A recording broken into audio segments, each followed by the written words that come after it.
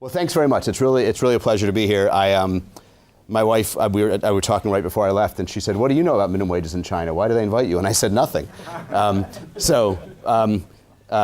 you know, some issues cover cross borders, and some probably don't. But I'm really interested to learn a lot from once John and I are done talking, to learn a lot about from all of you, because I think the topic is interesting. So I'm actually you'll see the minimum wage isn't even in the title of this paper. It's not because I brought the wrong paper. It's because I'm going to give a paper that's more of a policy overview, trying to ask the question: if we want to increase jobs and we want to increase income from work, what do we do? And the context is a little bit, because of this, is a little bit tied to sort of the aftermath of the Great Recession, when creating jobs is obviously a priority. But it's a broader overview. I will certainly touch on a lot of stuff about minimum wages. But I think it's useful. I talked to Albert about this sort of in deciding what to do, because I had another sort of very technical paper on minimum wages. I think this is useful, though, because I think we often can lose sight of the fact that the minimum wage is one of a possible set of policy tools, possibly complementary, possibly competing, who knows, to try to achieve certain labor market goals. And in some sense, talking about it, or talking about any one policy in the context of what are the alternatives and how might they work together, I think can be not counterproductive, but you can really miss the boat. So it's not a detailed minimum wage paper. In fact, the first 2/3 probably isn't minimum wages at all, but it's all about policies in some sense directed to similar goals of sort of improving labor markets for low-skilled workers, and I think in that sense it's useful. Okay, so let me just put you, this is sort of the specific, the policy perspective in the US, what people are talking about right now. We had the Great Recession. It was very traumatic, obviously, and a number of things since then. We've had very slow recovery of job creation, right? Until recently, it sped up a little, but not that much. Big downward shift in labor force participation among the less skilled. A big increase in long-term unemployment. Okay, changes in the wage distribution, so that there's and this is longer term than just the Great Recession. But David Otto and others have documented this kind of we've had declining wages at the bottom for a long time, but now we kind of have declining wages in the middle as well, right? So in some sense, the nature of inequality has changed. And if anything, and that related to that point, if you look at where job growth has recovered most strongly since the recession, it's kind of way at the bottom, right? Now, to some extent, that's because that's where it got hit the most, so part of this is just counter-cyclical. But there is a concern that sort of our low to middle skilled jobs are thinning out relative to what we used to have.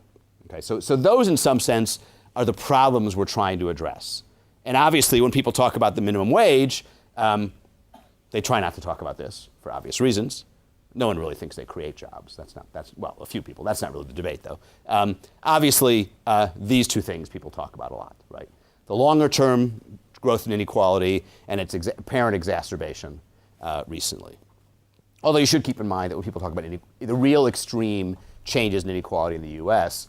are the really rich getting really richer, right? Which has nothing to do, of course, with minimum wages. So what are the possible policy responses? I'm going to talk about two things here. One is creating jobs, which is not a minimum wage policy per se. The other, which is more directly about minimum wages, is trying to increase income from work. You know, the U.S. has gone away from sort of a very generous safety net with the reform of welfare, so we're not really in the business, we weren't very much before in the U.S., and even less so now, of giving people who aren't working much help, right? That's just the nature of our politics. But there still is a lot of interest in, if you're going to work, how do you make more? And obviously, that's one potential role of the minimum wage. Okay? So one issue I want to talk briefly about is hiring credits, right? What can we do to actually incentivize job creation? I'll talk about the higher minimum wage. For those of you who have followed what's going on recently in the US, I put much higher here in parentheses, because at the local level, there are minimum wages being put in place or considered that are extraordinarily high. Seattle's passed a $15 minimum. San Francisco is, I assume, going to approve one this fall. Oakland, a rather depressed city, 12.5. LA is now considering a $12.5 minimum wage. I don't know exactly where these high minimum wages came from. And then, of course, we have the fast food strikes, which you keep hearing about in the news, which is really a side issue. But they're talking about a $15 minimum wage federally, which obviously isn't going to happen. But anyways, they're getting a lot of attention, right? There's a lot of consideration of a more substantial earned income tax credit. The earned income tax credit is what they call on the continent in-work support, right? More, subsidy for working, basically. I'll talk about that, and the real talk here is about extending it or really making it more than trivial for people without kids. That is, particularly men who don't have responsibility for children. So I'll touch on some new evidence of minimum wages, but I said I want to focus on the broader question. Now, this talk is about the U.S. Obviously, this conference is about China. So some of the stuff is very context specific, but I think a lot of it isn't. The results obviously are. Okay. So how do you create jobs? Well, broadly speaking, theory, we all have the, when we teach labor economics, we always go through the, do you tax, which side of the market do you tax? And it doesn't really matter, right? So you can create jobs through subsidizing employers to hire people or through subsidizing workers to work more, in theory. Okay, so the EITC is, of course, a subsidy to workers. The hiring credit is a subsidy to firms. In reality, it's not quite so simple. The labor market isn't like the market for gasoline, right? We really think at the gas station, if you tax the buyer or seller, it doesn't make a difference, right? The labor market's, it's different, right? These are people. So, for example, we have research from the hiring credit literature that says if I show up at an employer and say, I'm kind of a loser and I have the certificate that lets you hire me for less, somehow employers, despite the lower wage, don't want to hire those people. We call that stigma. Right, so no one, so again, that doesn't happen with a good, but it happens with a worker. So some advantages of the earned income tax credit in principle, our employers don't know about it, right? You work, you get money back from the government. Using it doesn't signal to an employer kind of who you are and what some of your unobserved characteristics might be. It's also, the other great thing about the EITC is it's very easy to administer. It's just done through the tax system. There's no welfare offices, there's no other eligibility. You file your income taxes, we see how much money you made, we see how many kids you have, are you married, all that stuff. And your taxes adjusted. In some cases, you get money back. So very easy to administer, essentially, not zero cost, but essentially. The problem is, I think, if you're talking about recovery from the recession, depends on your view of the macroeconomics, and we won't get into that debate here. But if you think the Great Recession was caused by a shortfall in demand, which is probably the consensus view, it's fair to say, right? Then subsidizing labor supply isn't going to do anything, right? You're just sort of pushing on a string, right? Whereas if you can actually get firms to hire more by lowering the cost of labor to firms, you can presumably do more. So for the purposes of this paper, where to kind of draw some boundaries about what I do, I'm going to focus on kind of the current period after the Great Recession. I think the EITC should not be viewed as a job creation strategy, even though it does increase employment in the long run, but mainly as an income support. Can we get working people more money, right? And it is quite effective at that, but I kind of want to restrict attention to it in that sense. So I'm going to come back to it later. I'm going to go through the job creation stuff and then come back to the EITC, much more direct contrast to the minimum wage. Okay, what about job creation through hiring credits? Well, if you read the literature in the US, as I sort of started doing this about 5 years ago, I started thinking about this, partly because I kept telling people minimum wages were a bad idea, and they kept saying, what should we do instead? And I said, that's a good question. So I started thinking, all right, what should we do instead? Right? So I started reading literature on hiring credits, and the literature on hiring credits is actually very negative. There's two reviews I cite here. One. There's another one. Well, I guess it's partly Katz, but others. But it's a negative view of hiring credits. It kind of says, firms don't really take them up. They don't boost employment much. They create all kinds of problems. How do you subsidize, net hiring that's created by the policy rather than the hiring that would have occurred anyways? What we call windfalls, right? Because even in the recession, even in the depths of the recession, some firms were hiring. So why do you want to subsidize that? So they're very complicated to administer. Pretty negative view, but I think when you think about a hiring credit in the context of recovering from a steep recession, it's kind of different. Perhaps the most important reason is if you're unemployed, I don't know right now, but in 2010, if you were unemployed even for a long time, that wasn't a very negative signal, right? Lots of people lost their jobs, and it was not a reflection of their quality, right? So it's different. If you were unemployed in 1999 at the height of the Clinton boom, you were probably hard on your luck, right? Because the unemployment rate was getting down near 4%. When the unemployment rate's 10%, a lot of people are unemployed, and it's not a negative signal. So you might think a hiring credit targeting unemployed workers might work better. And then some of the other issues of windfall, we weren't really that worried about were we subsidizing some job creation that would have occurred anyways, because we were looking for any job creation we could get. Okay, so what do we know about counter-cyclical hiring credits? The only thing we have is from the late 1970s, this thing called the New Jobs Tax Credit, kind of created to spur recovery from the very steep recessions in the early 1970s. And this looks like it was actually pretty effective, although the research that was done then kind of doesn't really hold up to our current standards of how one infers that a policy worked. Okay, so I wanted to talk very briefly about some work I did with a former grad student, now a professor, where we actually tried to learn about hiring credits. And we didn't really know this going in, but we sort of started saying, well, I had sort of run across a few states enacting hiring credits, and it turns out when we did tons and tons and tons of legal research, that states have been passing hiring credits all over the place. The feds haven't done much. There was one as part of the Recovery Act, but it was very mild. But states have been quite aggressive on this. So we wanted to kind of document, catalog these state hiring credits, and figure out what they did. This is not easy. Have you ever tried reading, one of the great things about the US is we have 50 governments doing different policies, right, which is great for research, but it's also a real pain, right, because now you're trying to trace what 50 states are doing, programs that are not very, if I want to say what's a state minimum wage, that's an easy question to answer. If I want to say what is a state incentive to hire, what about bids to get plants to move there? What about apprenticeship? There's so many things you could draw sort of draw the parameters around. So we had to do a lot of restricting of things that were really focused on job creation, programs that were pretty broad, not really narrow, programs that were statewide. We ignored the sort of city level stuff.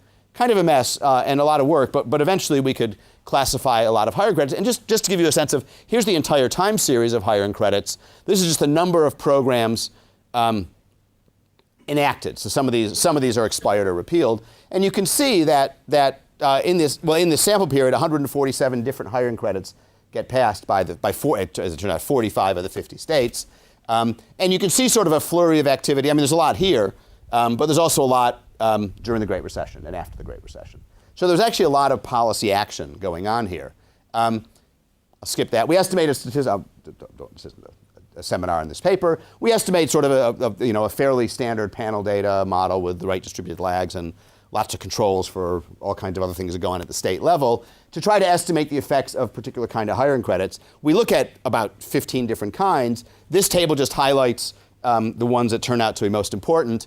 And there's two. This block here is about hiring credits that target certain kinds of workers. So past hiring credits, I should have said this, a lot of the past hiring credits targeted groups like the disabled or the severely disadvantaged or something like that. We don't find any positive effect of those. These are effects on job growth, by the way. We look at those that target the unemployed, and they often actually target the long-term unemployed.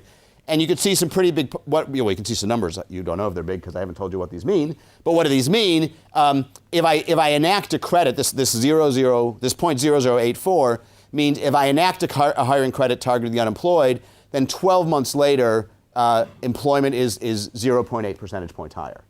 So that's actually a pretty big effect, right? That's almost a 1% effect on jobs, I should say, not the employment rate. We're using job counts here.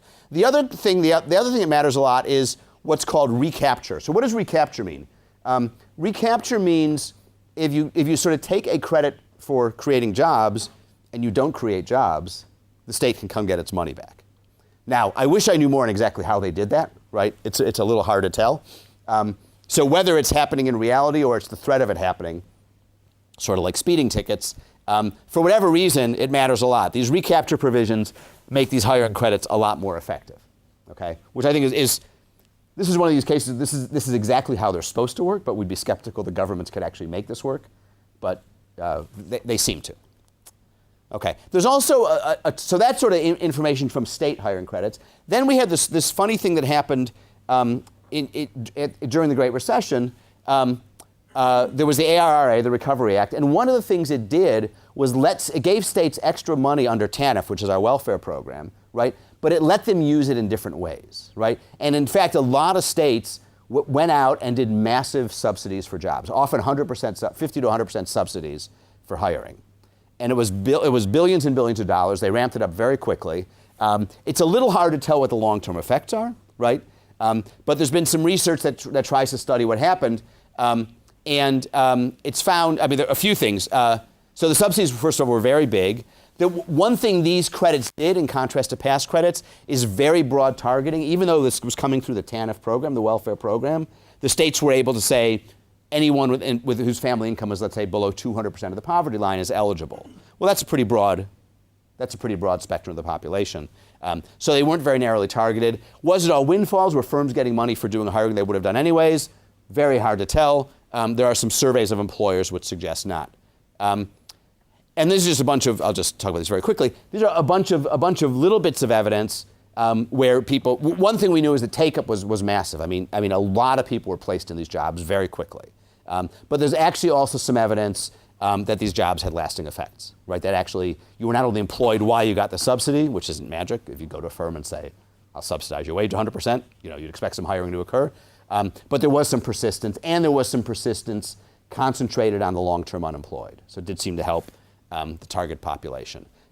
This person, Elizabeth Lower-Bash, has looked at this in a lot of detail. She's kind of got a very institutional perspective on these things, really goes inside the black box. How do these policies work? Much more than labor economists tend to do, and uncovers a strong discretionary element in these programs, which is it's not just you announce a subsidy and firms can take it, right? This was actually done through social service agencies that approach specific employers where the main thing is, can we place these people in jobs, first of all? Because that was the first objective. Get people working, get them off unemployment insurance, et cetera. But it seems like the discretionary nature, going to the employers where you thought you'd get the most effect, was actually pretty effective. I have to say, when you read about these things, I have this little unrelated bullet here, unturned internships for the less advantaged. I don't know what it's like in Hong Kong or China, but in the US, people like you guys who went to college and then went to grad school or are going to grad school, at least your friends who aren't getting PhDs probably all worked as unpaid interns for a while. That's how you get a good professional job these days. My daughter, has said to me, she did it too, and she said, it's so unfair because I could only do this because you would support me, right? If your parents are, middle class, they say, yeah, I'll support you for 6 months to get an internship, and that turns into jobs. Well, if you're from a poor family, what do? Right? And in some sense, I started thinking about these kind of massive subsidy programs, 100% subsidies, as something we might think about. It's very hard to get right, but we might think about as providing these kind of opportunities for less advantaged people, because it seems like employers are very reluctant to hire people until they know a lot more about them than they can learn from interviews and all that stuff. Anyways, that's sort of an aside. Okay, so what do we find from that work on hiring credits? Some evidence of success of these TANF subsidies and of state hiring credits in putting people to work, and especially in getting the long-term unemployed to work. And I think that is news because, again, the earlier research on hiring credits, if you read it, it's very skeptical. Kind of waste of money, doesn't do anything, and that kind of stuff. So that's interesting. Okay, so now that's job creation. So, what can government do on the job creation side? There are, I should say, a few people in the US who argue that minimum wages will create employment, right? And the argument there is it's a stimulus, right? I don't think, when I debate minimum wage advocates, as I often do, I can usually get them to back down from that position pretty quickly, right? By saying, well, if that's all we want to do, let's just give them checks, right? It'd be much more, if we're just trying to stimulate the economy, we can do it much more efficiently. But we can also think about, but now we can turn our gear toward, not forgetting about job creation.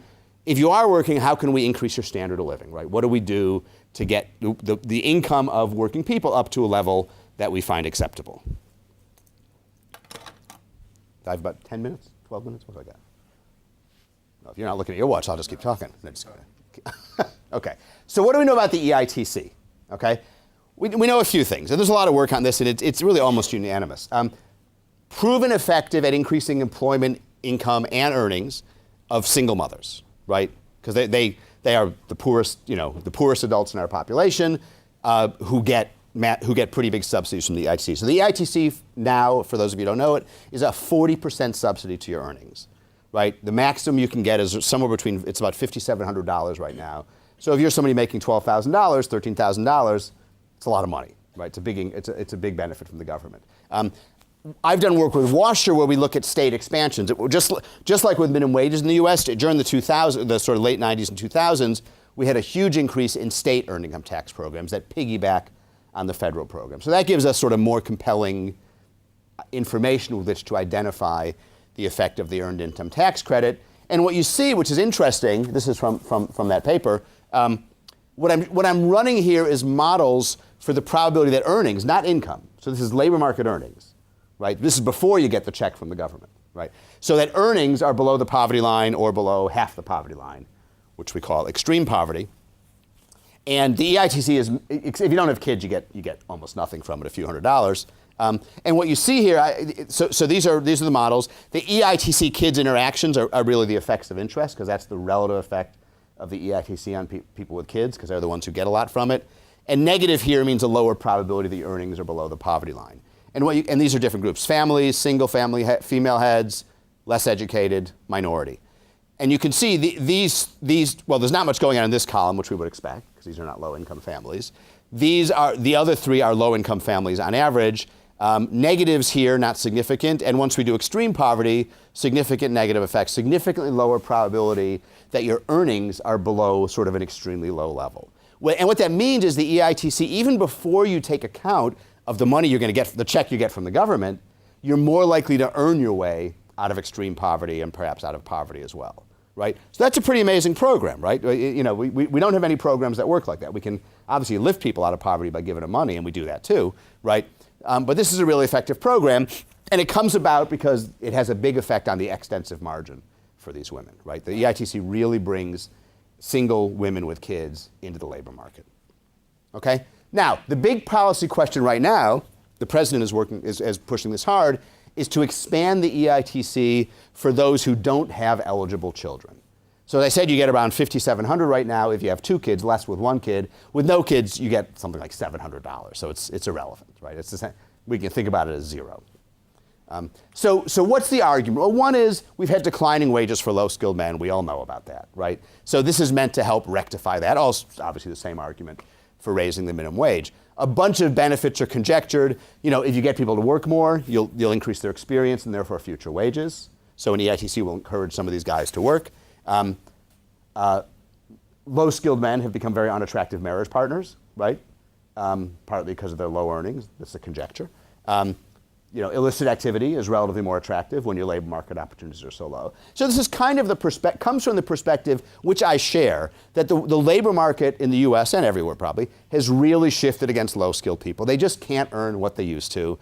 And there's probably nothing we can do to change that in terms of what the market delivers, right? So do we need to think about other ways to get these people more money? And in the US at least, we're probably not going to just give them checks. It's going to be in work. So that's, I think, why this has become a popular policy proposal. Can we improve the situation of these people by basically raising the EITC for them? What do we know about this? Not much. There was this program run in Milwaukee called New Hope, which wasn't really an EITC, but it was an employment subsidy for men and for men without kids. It was actually an experiment.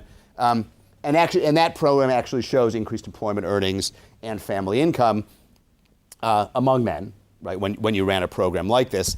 There is a potential trade-off, however, right?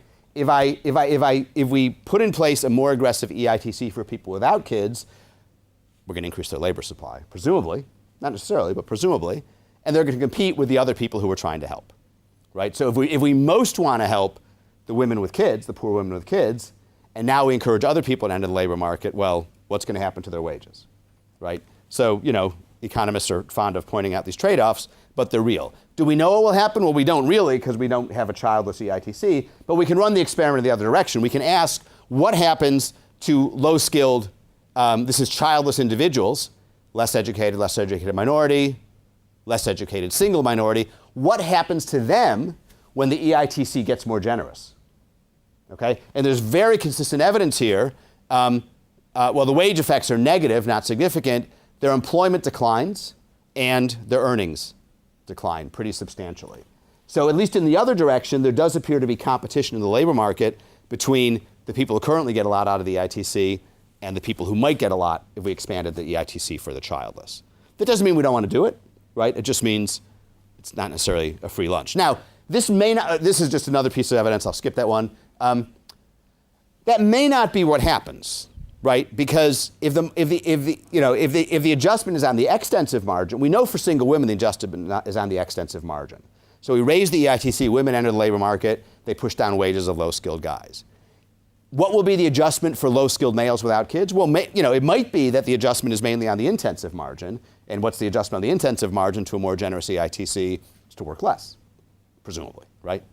There's a negative income effect on hours. So you could actually, in principle, you could get a reduction in their labor supply. We don't know. But if you get a big extensive margin reaction from single men, and you might because their employment rates are very low, then you're going to face this trade-off. So those are some of the things we'd like to know. Do we know anything about those conjectured effects? You know, if we raise their wages, will more of them get married, fewer out-of-wedlock childbirths, blah, blah, blah. The previous version of this paper a few months ago said no. But David Autor and a couple other people have a very interesting paper. It's a follow-up to their AER paper on imports from China. Where they actually, so they're basically using local labor market shocks based on manufacturing employment that competes with Chinese imports. And they actually find, to my amazement, and I think theirs, that these negative shocks to sort of male-dominated industries actually are associated with family structure, right? So when males really took it on the chin in terms of the labor market, there is less marriage, there is more out-of-wedlock childbearing and all that. So maybe there's something to this. My assessment is this is probably a policy worth trying. There's enough evidence and enough of a problem we should try it, but we do need to worry about the groups they compete with. Okay, should we make it more generous for everyone? That's another option, of course. I don't know. I mean, I think it's the best program we have. I like the EITC a lot more than the minimum wage. I'll talk about why in a minute, and I'll skip the rest of that. Okay, so what are the minimum wage? Since I have 5 minutes left. So, you know, I think my views on the employment effects of minimum wage have been written down enough times that I'm not going to really rehash them here. I just want to touch on 2 points, and this is really by way of, if you want to read more, here's what you should go read. There's been a recent exchange. There were these 2 papers by combinations of these authors, Allegretta, Dubé, Lester, and Reich. We have a paper that just came out in the ILR that takes strong issue. They claim, and John is going to talk about some of this work, or at least work related to it. They claim that when you do things beyond the standard panel data estimator, you don't get employment effects of the minimum wage, especially for teens. That's, I think, the more relevant evidence. We have this 2014 paper really takes issue with that. We actually have some work in progress. This is one of these minimum wage, like it's a never-ending debate. So they have a comment on our paper. We have a paper going back and looking at them. I just want to put up one slide, which John hasn't seen because we haven't circulated the paper yet. But basically, this red line here is these are zero. This is state-level panel data. This is when the minimum wage goes up. These are leads. These are lags. Okay. So the red line here is sort of what you get on up to 12 quarters of leads of minimum wage effects. And the red line out here is what you get after the minimum wage goes up. And you can see the sort of bouncing around 0 here, and then there's sort of a distinct downward shift. Not permanent, but temporary for a couple years after the minimum wage goes up. These guys claim that when they estimate a model which is much more saturated, that those effects look much different. We've actually been working on it, and we literally can't replicate it, and tried very hard. So much so that I didn't believe what one of my co-authors was getting. So he said, let's give the other co-author the data and none of your programs. Because if you read someone else's programs, you just make the same mistake. And exactly the same result. So I have a feeling this whole debate is a little overblown, but we'll see where that goes. I also think there's one other point that is surfacing a lot in the minimum wage debate these days, and that is that the estimates are centered on 0. And this is this guy John Schmidt, who works for a group that advocates for higher minimum wages. He keeps reproducing this graph, which is from a meta-analysis by these guys. I don't know how to pronounce his name. I know how to pronounce his name. And you look at this graph and you say, boy, minimum wage effects are really centered on 0, aren't they? Well, then you look at this graph a little harder, and you say, well, wait a second. Okay. First of all, this vertical axis goes up to 350. This is 1 over the standard error. Right? There aren't a lot of minimum wage studies with t-statistics greater than 3, so I don't know what these studies are. Right? And the elasticity goes from -20 to 5. Right? And the debate used to be about is it 0 to -0.4. In our big survey, we said there's estimates between 0 and -1. So obviously, if I look at this part of the graph, what does it look like? This line, it turns out, is actually centered at -0.19 elasticity, right? Which is kind of what I've always maintained is where most evidence points. So I think this claim that what the literature as a whole says is no effects is bogus. That doesn't mean, that doesn't tell you which studies are right and which studies are wrong, but I think it's important. All that implies, though, I am quite convinced minimum wages reduce employment. That says there's some job loss. That doesn't mean minimum wages are a bad idea, right? You can still, on average, help low-income people. Okay? So I'm going to close very quickly. This is a cartoon from, I had a Wall Street Journal op-ed. I couldn't believe they put a cartoon in because they rarely do. And you can see what's going on here. The president, you recognize that guy, is throwing, it came out a little blurry, is throwing paper airplane $100 bills at families, and these are the poor guys, right? And these are the non-poor ones. Now, they got it slightly wrong because these guys actually should be getting some of the money. But the point is, it's not all going to them. right? Minimum wages a lot of minimum wage benefits go to non-poor families. If you simulate increasing the 10-10 minimum wage, which the president's proposing, right? 18% of the benefits would go to poor families, right? 29% would go to families more than 3 times median income. It's pretty poor targeting. If you talked about 15, what the fast food workers want, of course it gets even worse, right? Because now it's only 12% going to poor families. So the thing about the minimum wage I think we have to keep in mind, and this is above and beyond the employment effects debate. I mean, there's no disemployment effects, then it's got to help, right? You're creating money out of nothing, right? But as long as there's some disemployment effects, there's some trade-offs, and then you have to ask, well, is the trade-off worth it? Is the policy efficient? And the problem is it's incredibly inefficient, right? Why? We target low-wage workers, not low-income families. The problem we're worried about is not low-wage workers, it's low-income families, okay? And to make it worse, who pays for the minimum wage? Well, not the richest, right? I don't know how it would work in China, but in the US, presumably those who most pay the minimum wage are going to be small business owners, right? It's not the Walmarts of the world, they're already paying much higher. They're paying low wages, but they're above minimum wage. It's the small business owners. Now, are they rich? Some of them, right? But many of them aren't, right? So the minimum wage is this very strange redistributive policy where we take money from, the middle to upper middle, maybe sometimes even the lower middle, and we give it to people who probably earn a little less on average, right? But it's not, if we want to deal with inequality, we want to transfer from the top to the bottom, right? And we have ways of doing that. It's called taxes and transfers. And it's far more effective than doing it through the minimum wage. So I think that makes it quite difficult to make, plus these kind of numbers, to make the case that it's the right response to inequality. Thanks. That are targeted to help low-income and low-skilled workers.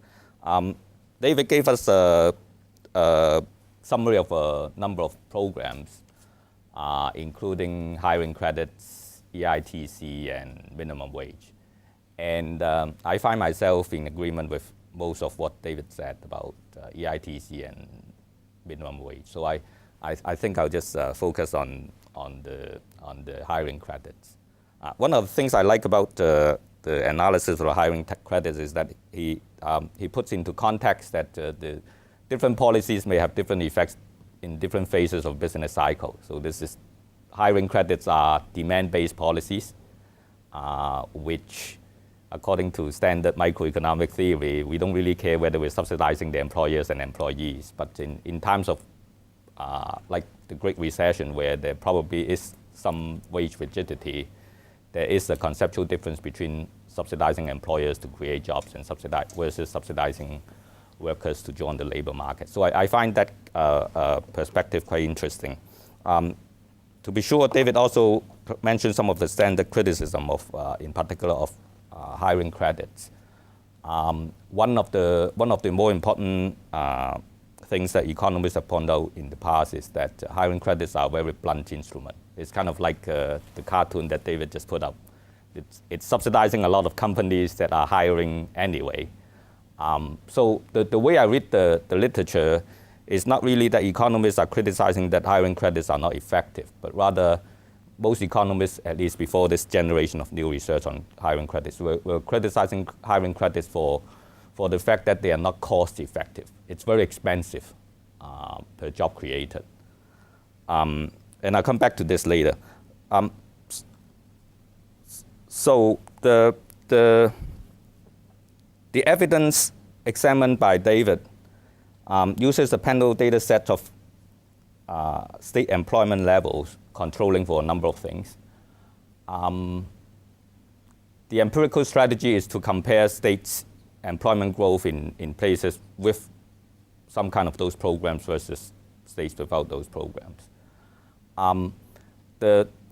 My broad impression after reading the paper and the statistical evidence is that there are two main findings. Number one is that if you don't make any distinction between the different program features, just look at states with those programs compared to states without, or time periods, state time.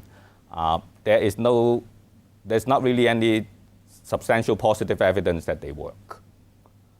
But finding number two is that if we look at the programs in a little more detail and try to distinguish programs with certain features, David identified two types of quote-unquote winners. These are programs that seem to work. Number one is programs with recapture. And number two is programs that are targeted at the unemployed. Okay. I was a little bit, I was less enthusiastic about I think I find myself less enthusiastic about the finding than David is, because I'm somewhat concerned about several things. Number one is that the sample size is fairly small. I don't know if I read the tables correctly, but if I read it correctly, it seems like there are only 4 programs with this recapture feature, and there were 4 programs with which were targeted at the unemployed. So at the same time, the paper also identified a lot of quote-unquote losers, which don't seem to work. So there's kind of very mixed evidence, and I'm not sure if we can arrive at the conclusion today that those guys with statistical T larger than 2 are the winners, and those guys with T less than 2 are the losers. So I think a lot of work had to be done. And on that, I think I should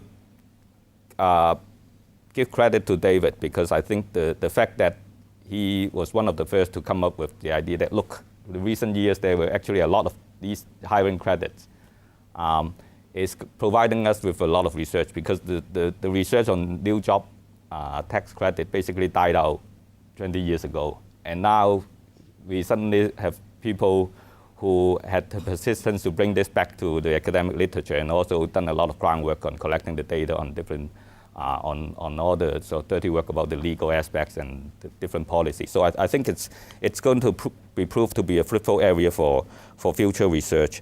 And the